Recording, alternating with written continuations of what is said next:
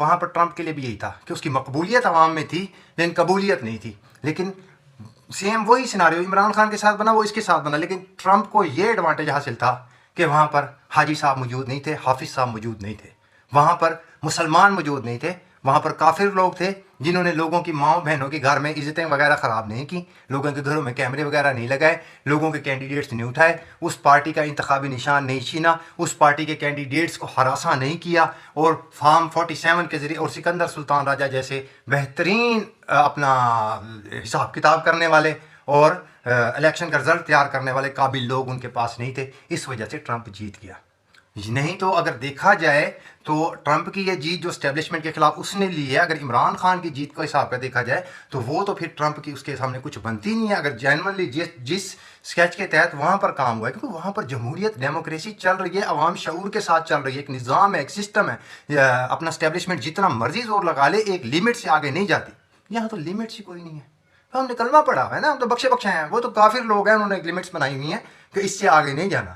انہوں نے لمٹس ساری توڑ کے برباد ہو. لیکن کیا کہتے ہیں کہ ایک پلان تمہارا ہوتا ہے اور ایک پلان اللہ کا ہوتا ہے، اور پلان وہی کامیاب ہوتا ہے جو اللہ کا ہوتا ہے. اور فی الحال تو زمینی حقائق، گراؤنڈ ریالٹیز یہی بتا رہی ہیں اور چیخیں یہی بتا رہی ہیں تمام مخالف صحافیوں کی، چینلز کی، کہ اس وقت حکومت بہت زیادہ اضطراب کا شکار ہے، اور عمران خان کے متعلق اس وقت بہت زیادہ چانسز ہیں کہ اس کے لیے کوئی نہ کوئی ٹرمپ، کیونکہ ٹرمپ خود اپنی انتخابی مہم کے دوران کہہ چکا ہے کہ عمران خان اگر میں حکومت میں آ گیا تو میں عمران خان کے لیے، اس کی رہائی کے لیے ہر ممکن کوشش کروں گا، ہر ممکن بات کروں گا. تو ظاہری بات ہے اب وہ جو پریشان ہیں، وہ پریشان حکومتی ارکان اسی، اب خواجہ سعد رفیق صاحب نے، خواجہ آصف صاحب نے جو کہ وزیر دفاع بھی ہیں اتنی اہم پوسٹ پر، انہوں نے جو 2021-22 میں وہ ٹرمپ کے خلاف ٹویٹس کیے تھے وہ بھی ڈیلیٹ کر دیے. وہ کہتے ہیں نا اپنا تھوکا ہوا چاٹنا، تو اسے کہتے ہیں، وہ بھی ڈیلیٹ کر دیے.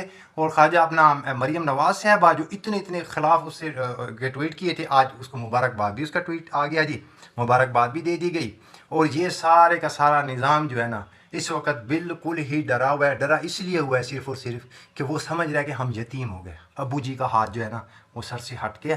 ابو جی کون تھے؟ ابو جی وہی امریکن اسٹیبلشمنٹ. اور امریکن اسٹیبلشمنٹ جس بندے کو لانا چاہ رہی تھی، جس عورت کو، وہ نہیں آ سکی، اس کی اینٹی بندہ آ گیا. ٹھیک ہے، جس طرح عمران خان اینٹی اسٹیبلشمنٹ معاملات چلا کے تو آگے آ رہا تھا، لیکن یہاں پر نظام مسلمانہ تھا، مسلمان تھے، کلمہ پڑھے ہوئے لوگ، اس لیے وہ گھروں میں گھس گئے. ان کے پاس پرمٹ تھا لوگوں کی بہن بیٹیوں کی عزتیں خراب کرنے کا، اس لیے وہ کرتے رہے، اور انہوں نے یہ یہاں تک معاملات کر دی کہ انتخابی نشان تک چھین لیا. ٹرمپ کو یہ ایڈوانٹیج مل گیا کہ کم از کم وہاں پر کافی لوگ تھے جنہوں نے کچھ نہ کچھ حیا شرم لحاظ رکھا اور دشمنی کی ایک حد رکھی، لہٰذا وہاں کی اسٹیبلشمنٹ ہار گئی. ٹھیک ہے، اب وہاں کی جب اسٹیبلشمنٹ ہاری ہے تو یہاں کی اسٹیبلشمنٹ اور یہاں کی حکومت کو اپنے لالے پڑ چکے ہیں، کیونکہ یہ سمجھتے ہیں کہ ہم یتیم ہو چکے ہیں، کیونکہ ہماری اسٹیبلشمنٹ اب جب ہار چکی ہے، جس کا ہمارے سر پر ہاتھ تھا. اب یہ ٹرمپ آتا ہے، یہ جب آفس ابھی سنبھالا نہیں، تو ان کی یہ حالت ہے جب آفس سنبھال لے گا تو پتہ نہیں اب ان کے کیا حالات کیا ہوں گے اور کیا نہیں ہوں گے.